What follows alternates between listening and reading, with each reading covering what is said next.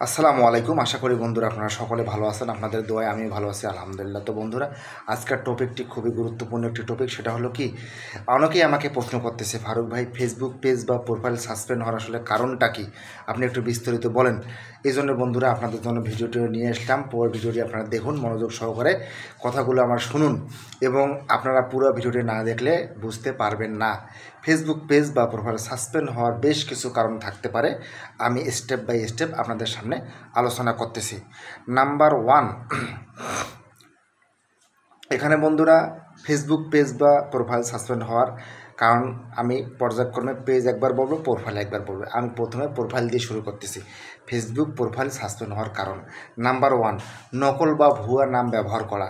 ফেসবুকে যদি real name policy লঙ্ঘন করলে অ্যাকাউন্ট কিন্তু সাসপেন্ড হতে পারে। আপনার ফেসবুকে অবশ্যই যে নামে আপনি মানুষের কাছে পরিচিত সেই নামটাই আপনারা দেওয়ার চিন্তাভাবনা করবেন এবং দেবেন।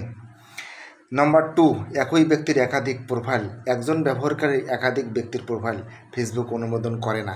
একটা ব্যক্তি তার একাধিক প্রোফাইল মানে অনেকগুলো প্রোফাইল খুলে রাখছে, ঠিক আছে, বিভিন্ন নামে নামে, ভালোবাসা দিবি কিনা বল, আজ বা কাল, তারপর হলো লাখ টাকার বাগান খায়, 1 টাকার ছাগলে, বিভিন্ন কথা আর কি। ভুল তথ্য প্রদান। নাম্বার থ্রি হলো ভুল তথ্য প্রদান। বয়স, ঠিকানা, পরিচয় সংক্রান্ত ভুল তথ্য থাকলে সমস্যা হতে পারে। বন্ধুরা, আপনার প্রোফাইলের মধ্যে অবশ্যই সঠিক তথ্য বা ইনফরমেশন দেওয়ার চেষ্টা করবেন। নির্বিঘ্নে স্প্যামিং বা বাল্ক মেসেজ, ঠিক আছে, অযথা অনেক গ্রুপে পোস্ট করে ইনবক্সে লিঙ্ক পাঠায়, হ্যাঁ, এই প্রোফাইলটা খুলে হুটহাট করে যাকে পাচ্ছে তাকে মেসেজ করতেছে। নাম্বার ফাইভ, কমিউনিটি স্ট্যান্ডার্ড ভঙ্গ করা। সহিংসতা, ঘৃণা, যৌন কন্টেন্ট বা ভুল তথ্য ছড়ানো, ঠিক আছে, প্রোফাইল খুলিয়ে এগুলা আউজও সেন্টার করা যাবে না। সহিংসতা, ঘৃণা, বিভিন্ন ধরনের আর কি ভুল তথ্য ছড়ানো যাবে না। নাম্বার সিক্স, বারবার রিপোর্ট মারা, ঠিক আছে, অন্য ব্যবহারকারী যদি রিপোর্ট করে ফেসবুকে এই প্রোফাইলে খতিয়ে দেখে, ঠিক আছে, এই প্রোফাইলগুলো রিপোর্ট যদি কেউ করে থাকে তাহলে কিন্তু বন্ধুরা যদি দেখে যে আসলেই ভুল তথ্য দিছে, তখন এই প্রোফাইলটা আপনার সাসপেন্ড হতে পারে। এবার আসুক বন্ধুরা, আমরা আসি ফেসবুক পেজ সাসপেন্ড হওয়ার কারণ। আমরা প্রোফাইল নিয়ে আলোচনা করলাম, এবারে আমরা কি করব, পেজ নিয়ে আলোচনা করব। পেজ কেন সাসপেন্ড হতে পারে। নাম্বার ওয়ান, বারবার কমিউনিটি গাইডলাইন ভঙ্গ করা। একটা কথা বারবার আপনাকে বলতেছে ফেসবুক, এটা করা যাবে না, করা যাবে না, তবুও আপনি করতেছেন। যেমন হেট স্পিচ, ভুয়ো খবর, সহিংসতা ভিডিও ইত্যাদি পোস্ট করা, মানে বিভিন্ন ধরনের, যেটা ফেসবুক গাইডলাইনে নাই। হ্যাঁ, নাম্বার টু, পেজের নাম বা ক্যাটাগরির সঙ্গে বেমানান কন্টেন্ট। পেজের নাম দিয়েছেন একটা, ভিডিও ছাড়তেছেন আর একটা, ঠিক আছে, পেজ দিচ্ছেন টেক রিলেটেড আর ভিডিও ছাড়তেছেন মনে করেন ব্লগ, খাবারের ভিডিও। পেজ যদি ব্যবসায় হয়, ব্যবসার জন্য করবেন। যদি মনে করেন ব্লগ করার জন্য হয় ব্লগ করবেন, ভিডিও করার জন্য ভিডিও করবেন। আপনার যেটা মানে পেজের সঙ্গে যাবে সেটাই আপনি করবেন। পেজ খুলছেন ব্যবসায়িক, আপনি এবার দিচ্ছেন ব্যক্তিগত কন্টেন্ট, তাহলে তো ভাই হবে না। নাম্বার থ্রি, নকল পরিচয় বা প্রতারণামূলক কার্যকলাপ।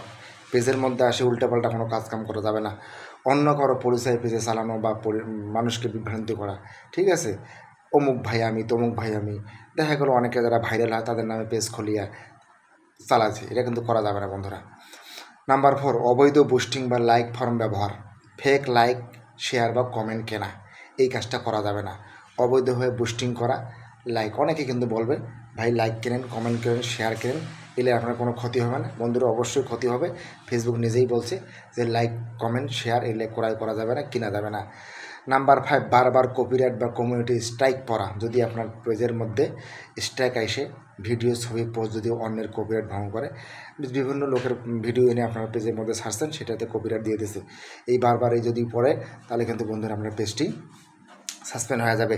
নাম্বার সিক্স, অ্যাকাউন্ট ভেরিফিকেশন না থাকা অবস্থায় হঠাৎ ট্রাফিক বেড়ে যাওয়া। হঠাৎ ভাইরাল হয়ে গেলেন, দেখলেন আপনি একে রাইতে একেবারে ভাইরাল, কিন্তু আপনার পেজটা বা প্রোফাইলটা যদি ভেরিফিকেশন করা না থাকে, আইডি কার্ডের সাথে সম্পর্ক, তারপরে ফেস ভেরিফিকেশন, যাই হোক যেগুলো তথ্য লাগে আর কি পেজের মধ্যে যদি না থাকে, সেটাও একটা সন্দেহজনক মনে করে আপনাকে সাসপেন্ড করতে পারে।